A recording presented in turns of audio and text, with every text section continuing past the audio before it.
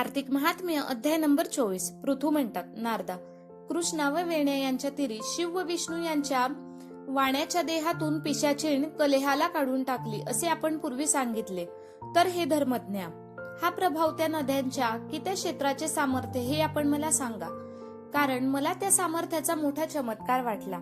नारद म्हणतात, ही कृष्ण नदी प्रत्यक्ष विष्णूंचे स्वरूप व वेण्या शिवस्वरूप अशा आहेत. त्या कृष्णवेणीच्या संगमाचा महिमा वर्णन करण्यात चतुर्मुख ब्रह्मदेवही समर्थ नाहीत. तथापि कृष्णा, वेणीची उत्पत्ती तुला सांगतो ऐक. पूर्वी चाक्षुक मनुच्या मन्वंतरामध्ये रम्य अशा सह्याद्री पर्वताच्या शिखरावर यज्ञ करावा असा विचार करून ब्रह्मदेवाने त्या यज्ञाकरता सर्व देवांस बोलाविले. त्यांच्यासह त्याने यज्ञाची तयारी केली. विष्णू शंकर यांसह आपण त्या पर्वताच्या शिखरावर आला. तेथे भृगु आदी करून सर्व ऋषींनी उत्तम ब्रह्ममुहूर्तावर ब्रह्मदेवाला यज्ञ दीक्षा देण्याकरता तेथे आदराने सभा भरवली. तेव्हा ऋषी ब्रह्मदेवाची थोरली स्त्री सावित्री हिला बोलविते झाले. तिला येण्यास उशीर लागला. तेव्हा भृगु विष्णूला विचारते झाले. भृगु म्हणतात, हे विष्णू, सावित्रीला आपण बोलाविले तरी ती लवकर काय येत नाही. मुहूर्त संपण्याची वेळ आली आहे. दीक्षाविधी कसा संपूर्ण होणार? विष्णू म्हणाले, सावित्री लवकर येत नाही तर गायत्री येथे आहे. तिच्याकडून कार्य पूर्ण करावे. पुण्य कार्यात ब्रह्मदेवाची ही पत्नी नाही काय? नारद म्हणतात, ह्या विष्णूच्या म्हणण्याला शंकरांनीही अनुमोदन दिले.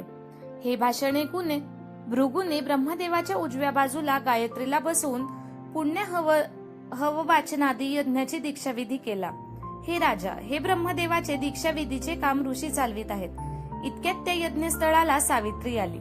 हे राजा, तेव्हा ब्रह्मदेवासह गायत्रीला दीक्षाविधी झाला असे पाहून समवती मत्सर मनात येऊन रागाने सावित्री बोलती झाली. सावित्री म्हणते, जेथे पूजेला योग्य नाहीत त्याची पूजा होते, पूज्य आहेत त्यांचा अपमान होतो. तेथे दुष्काळ, मरण व भय या तिन्ही उत्पन्न होतात. माझ्या स्थानावर या माझ्याहून धाकटीला तुम्ही बसवले, म्हणून तुम्ही जड देहाचे असे नदी रूपवाल. ही गायत्री ब्रह्मदेवाच्या उजव्या बाजूला माझ्या आसनावर बसली, म्हणून लोकांना दिसणारी अशी गुप्तरूपी नदी होऊन राहील. नारद म्हणतात, याप्रमाणे खरेचा शाप ऐकून संतापाने जिचे होठ थरथर कापत आहेत अशी गायत्री उठली व देवांनी निवारण केले असतानाही तिने सावित्रीला शाप दिला. गायत्री म्हणते, ब्रह्मदेव जसा तुझा पती तसा माझाही पती आहे. असे असता तू मला व्यर्थ शाप दिलास, तर माझ्याप्रमाणे तूही नदी हो. नारद म्हणाले, राजा, तेव्हा मोठा हाहाकार झाला. शंकर, विष्णू आदी करून सर्व देव सावित्रीला नमस्कार करून तिची विनंती करू लागले. देव म्हणाले, हे देवी, ब्रह्मादिक सर्व देवांना तू शाप दिलास की आम्ही आता सर्व जड अशा नद्या होऊ. परंतु आम्ही जड नद्या झालो तर त्या योगाने आमचे व्यवहार बंद राहू दे. त्रैलोक्य खरोखर नाश पावेल. तू फार अविचाराने दिलेल्या या शापाचे निवारण कर.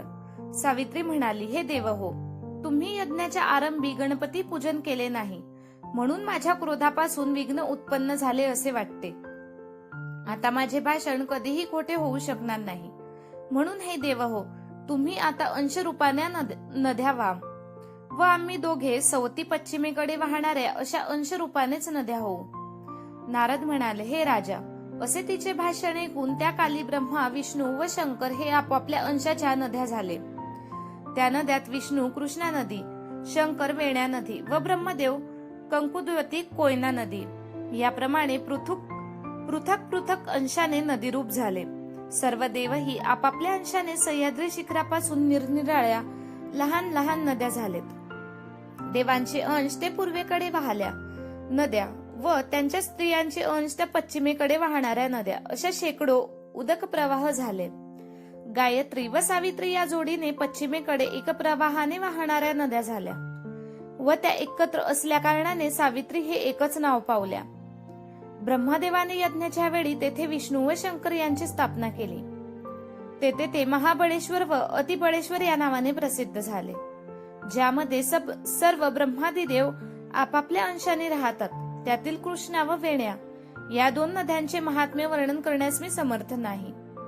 हे पापहरण करणारे कृष्णवेणीचे महात्म्य जो भक्तीने श्रवण करील किंवा दुसऱ्याला श्रवण करविल त्या मनुष्याला त्याचे दर्शन, स्नान व यात्रा केल्याचे संपूर्ण पुण्यफळ प्राप्त होईल. इति श्री पद्मपुराणे कार्तिक महात्म्य चतुर्विंशोऽध्याय समाप्त. धन्यवाद.